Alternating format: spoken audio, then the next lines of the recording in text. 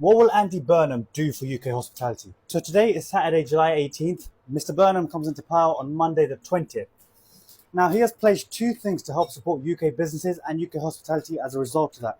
The first is VAT rates reform. Now, this is a man, I listened to his speech yesterday that he gave to Parliament, and he was a man that harks back to pre-Thatcher UK, support for small businesses, support for small people.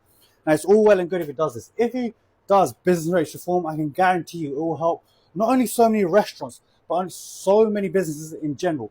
Think about it. Most takeaways, most restaurants, aside from the chains like the Nando's and the Wagamamas, take, for example, your local takeaway. It's just going to be a guy who's just cooking his way, maybe a staff of 2 or 3, trying to get his way through to basically go from paycheck to paycheck. There's not a whole enterprise operation where, it's just a man, a capitalist at the top, roping in the cash from the workers below him.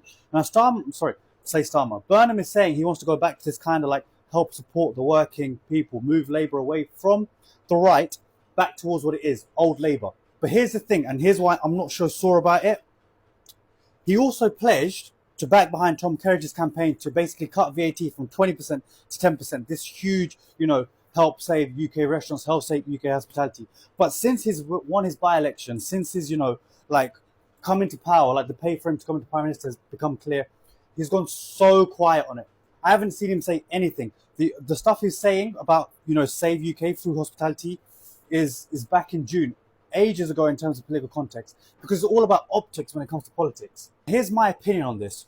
Rates reform will only get you so far. You're not going to be able to slash rates by 80, 90% because how are you going to get the councils to survive? So you won't be able to go that far. Even if you do, it will be marginal for most of the businesses already struggling because it's not relative to their turnover. So what that means is if a business is about to go bankrupt, adjusting the rates will only let them give them 2 months worth of cash flow. It's not going to help them save in the long run.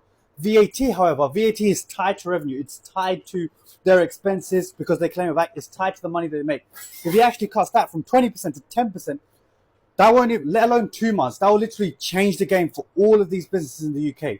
Basically, at the moment, the problem is say I've got a curry, right? Say I've got a curry. This is just some leftover rogan from a dish that we've just panned out, right?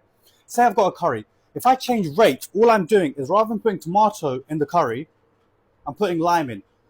The curry, if it's going to taste bad, it's going to taste bad anyway, no matter what garnish I put in it. If you change VAT, you're changing the base of the curry itself. You're changing what goes into hospitality. You're allowing these people to thrive. You're allowing these people to then employ other people and help the economy thrive. There's no point talking about optics and politics if you can't help working people. So that is what happens when Burnham comes to power on Monday. It's the question that he's got to ask himself.